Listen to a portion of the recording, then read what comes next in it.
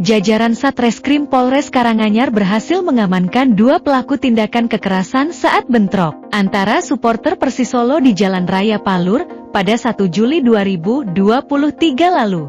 2 pelaku diketahui bernama Ti alias Saprol, 26 tahun, warga Surakarta, dan Di alias Sulur, warga Tasikmadu Karanganyar. Berhasil dibekuk jajaran Satreskrim Polres Karanganyar, kini diamankan. Pasalnya kedua pelaku terlibat tindakan kekerasan saat bentrok antara supporter Persisolo di Jalan Raya Palur pada 1 Juli 2023 lalu. Sejumlah barang bukti yang berhasil diamankan diantaranya, kendaraan motor roda 2, pisau yang digunakan pelaku untuk menganiaya korban, serta pakaian yang digunakan saat terjadi tindakan kekerasan. Akibatnya kedua pelaku kini sedang mempertanggungjawabkan perbuatannya dan telah menjalani sidang yang keempat, Selasa 10 Oktober 2023 di Pengadilan Negeri Karanganyar. Dalam menjalani sidang ini, hadir kuasa hukum dari kedua terdakwa I Gds Putra SA selaku pengacara publik LBI Solo Raya Justis, Imade Ridho ESOS Ketua Umum LBI Solo Raya Justis dan Syauki Libriawan SME Direktur LBI Solo Raya Justis.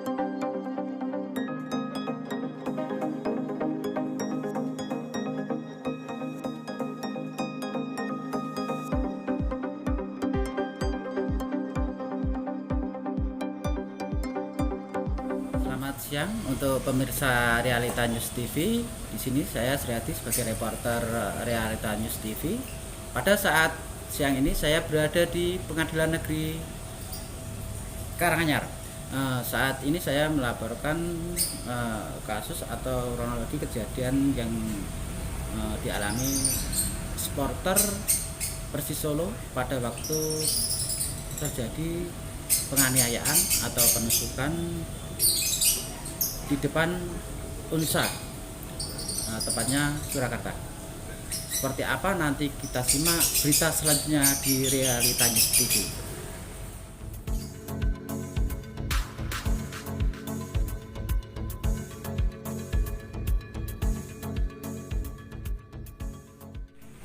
Assalamualaikum warahmatullahi wabarakatuh. Saya dari Lembaga Bantuan Hukum Surabaya. Nama saya Gede Sukadina Putra. Dalam hal ini adalah sebagai kuasa hukum atau penasihat hukum dari saudara Taufik Ismail yang dalam hal ini adalah perkara pidana tentang penusukan sesama supporter Persis Solo.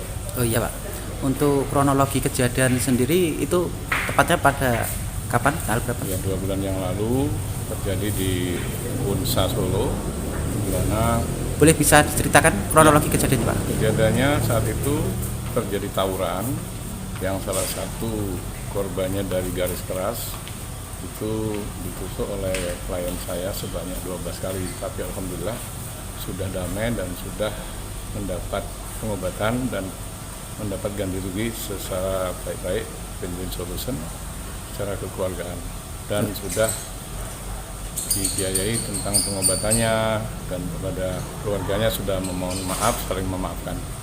Jadi sudah damai dengan baik-baik. Oh iya. Pada waktu hari ini, tepatnya hari Selasa, ini sudah memasuki sidang yang keberapa? Ini sidang yang keempat, nanti dilanjutkan pada tanggal 17, itu sidang kelima, yaitu tuntutan jaksa.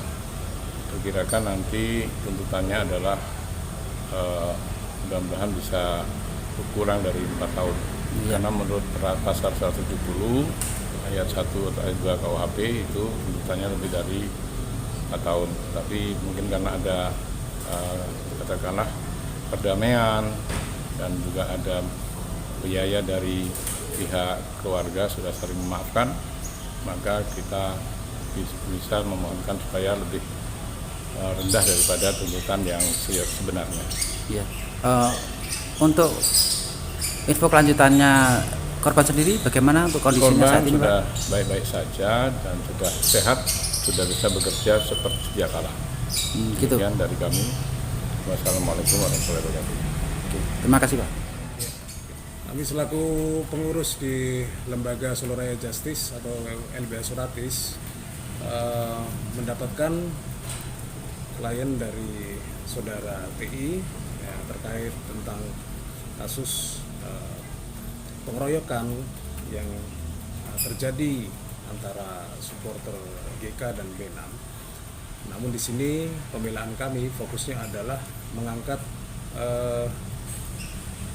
kebenaran material yang terjadi dari sisi klien kami, yaitu pembelaan diri, karena secara kronologis klien kami menerangkan bahwa di situ ada sebab akibat, di mana sebenarnya yang dilakukan klien kami adalah lekat dengan urusan kemanusiaan, yaitu menolong ketika ada anggota komunitasnya yang saat kejadian terjadi penganiayaan juga dari kelompok yang berlawanan. Di situ secara spontan klien kami melakukan pertolongan sebenarnya, tetapi tidak bisa dihindari, tidak bisa terelakkan, mereka terlibat dalam pertikaian dan sampai akhirnya terdesak klien kami dan harus melakukan seperti itu yang telah diterangkan sebelumnya. Jadi itu yang perlu kita kemukakan, fakta itu yang perlu kita kemukakan, sehingga kita berharap majelis bisa memutuskan perkara ini dengan seadil-adilnya. Begitu. Itu dari saya selaku Ketua Umum di LBH Suratis. Oke, barangkali ada Mas Awam, Ya. ada sambutan atau tanggapan yang lain?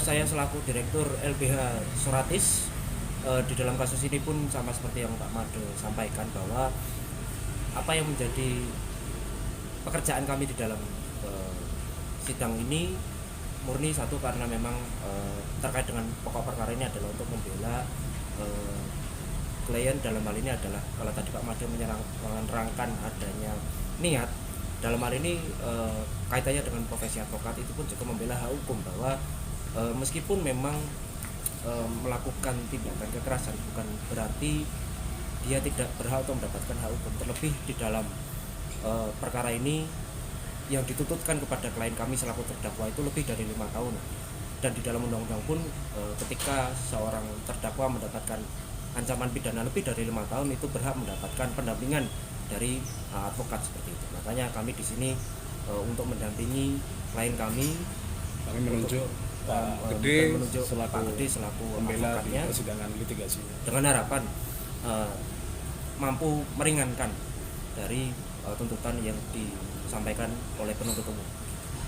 Ya, untuk selanjutnya saya tertarik dengan kasus ini kepada Mas Madi sendiri selaku Direktur Utama di LBH Soloraya, Lembaga Bantuan Hukum, ya. Untuk harapan kasus ini bagaimana nanti untuk selanjutnya? Ya, prinsipnya adalah kami meletakkan hukum itu secara proporsional, sehingga putusan yang akan dijatuhkan nanti adalah putusan yang seadil-adilnya. Seadil-adilnya adalah sesuai dengan kaidah dan ketentuan perundang-undangan yang ada di negara kita ini.